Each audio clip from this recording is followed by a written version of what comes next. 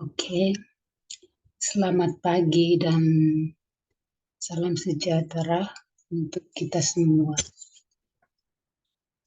Perkenalkan, nama saya Graciana Albus de Jesus. Saya merupakan mahasiswi program studi Magister Teknobiologi Universitas Surabaya.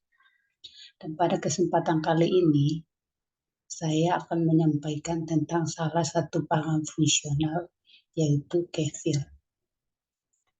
Istilah pangan fungsional dikenal dengan produk pangan yang tidak hanya memiliki nilai gizi, tetapi juga memberikan banyak manfaat untuk kesehatan juga. Dan kefir ini merupakan tergolong dalam pangan fungsional simbiotik karena kefir ini memiliki khasiat kesehatan dalam skala yang lebih luas.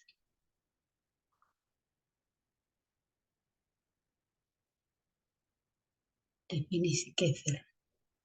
Kefir adalah minuman fermentasi asam yang umumnya dibuat dari susu melalui proses fermentasi oleh berbagai jenis mikroba, yaitu bakteri penghasil asam laktat tawar, bakteri asam asetat, dan kamir. Kefir ini dibuat dari beberapa jenis susu dan non-susu.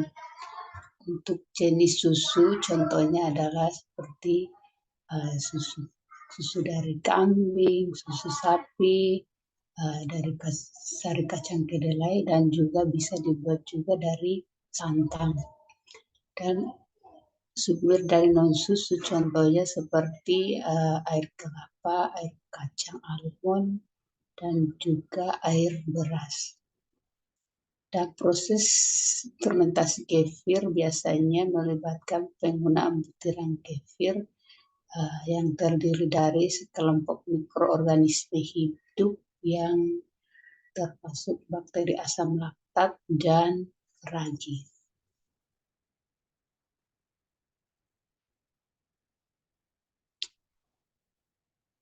Asal-usul kefir.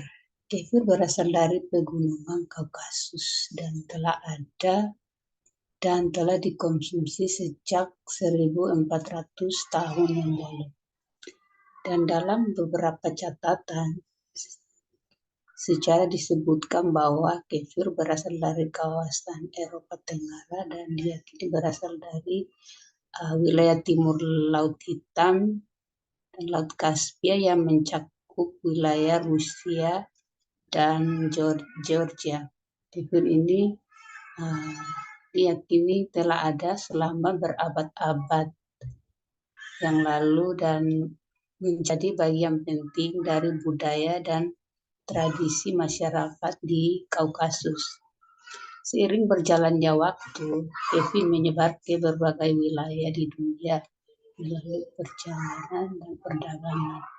Pada abad ke-19, kefir mulai diperkenalkan di Eropa Timur dan kemudian setelah itu menyebar ke Amerika Utara dan di wilayah lainnya di seluruh dunia.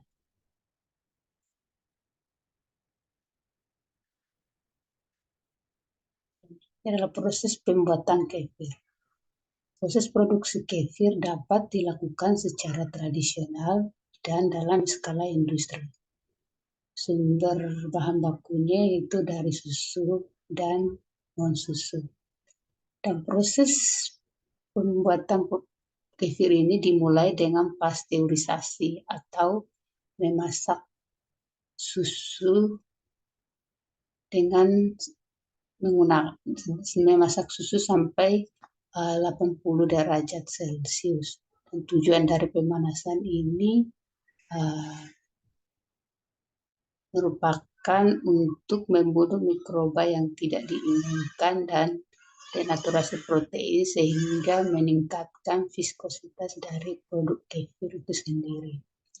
Dan setelah dimasak kemudian didinginkan pada suhu kamar, lalu ditambahkan biji kefir. Setelah ditambahkan biji kefir, kemudian diinkubasi pada temperatur 25 derajat Celcius selama 2 hari. Dan proses inkubasi ini atau proses fermentasi adalah di mana bakteri dan ragi yang dari biji kefir mengubah laktosa menjadi asam laktat, dan dalam proses ini juga menghasilkan biji kefir yang baru yang bisa dapat digunakan kembali. Dan setelah inkubasi maka dilakukan penyaringan. Proses penyaringan ini untuk memisahkan biji kefir dari filtratnya, yaitu produk susu kefir itu sendiri. Kemudian filtratnya didinginkan sehingga diperolehlah produk dari kefir, yaitu susu kefir. Dan juga susu kefir ini juga telah dimodifikasi dalam berbagai rasa buah-buahan.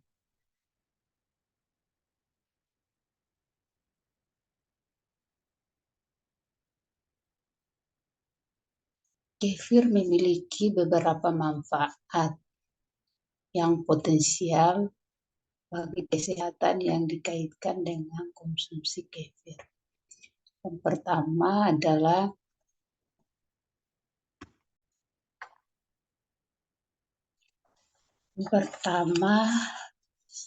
itu mencegah infeksi. Kefir ini bisa mencegah infeksi karena mengandung salah satu jenis probiotik yang disebut Lactobacillus kefri. Dan probiotik ini bisa menghentikan pertumbuhan bakteri penyebab infeksi seperti Salmonella, E. coli, dan bakteri yang lainnya. Dan yang kedua adalah menjaga kesehatan tulang. Karena mengandung nutrisi kalsium yang diyakini yang ampuh dapat meningkatkan metabolisme kalsium sekaligus memperkuat tulang sehingga mencegah risiko terjadinya osteoporosis. Yang ketiga adalah mengatasi masalah pencernaan dan penyerapan nutrisi. Susu kefir ini mengandung antioksidan dan anti radang yang dapat membantu pemulihan kondisi pada saluran pencernaan di usus. Keempat adalah mencegah risiko terjadinya kanker.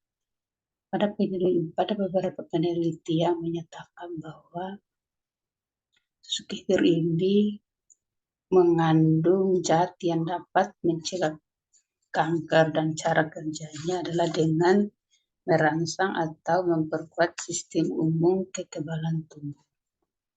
Dan yang terakhir adalah susu kefir ini juga mempunyai khasiat untuk menyembuhkan berbagai macam penyakit seperti diabetes, jantung, dan penyakit yang lainnya karena dia dikenal sebagai anti-inflamasi.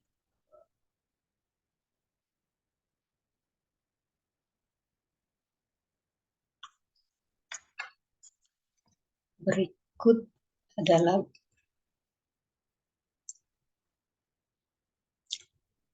kefir dinilai memiliki potensi pasar yang tinggi.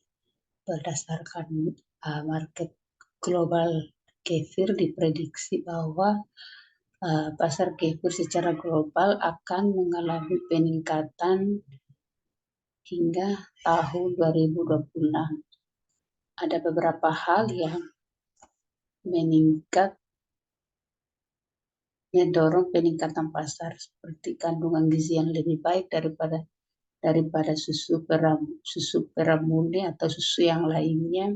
Dan kefir ini juga kaya akan probiotik dan karbon, sehingga membantu memperbaiki interaksi terkait dengan khusus pencernaan pada manusia.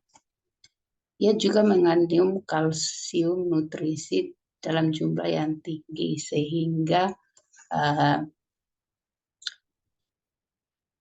membantu meningkatkan kesehatan tulang. Ia juga memiliki tingkat laktosa yang lebih rendah dibandingkan produk susu yang lainnya. Dan akibatnya ia memiliki profil kalori yang lebih rendah. Dan hal ini mendorong peningkatan minat terhadap kefir di antara pembeli yang sadar akan kesehatan dan meningkatnya minat terhadap peringkat makanan yang kaya akan probiotik, mendorong berkembangnya pasar kefir secara global.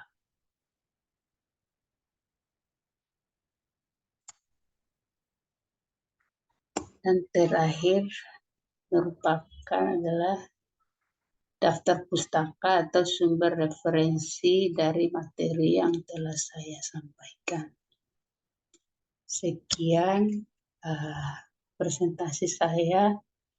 Saya ingin mengucapkan terima kasih banyak atas perhatian.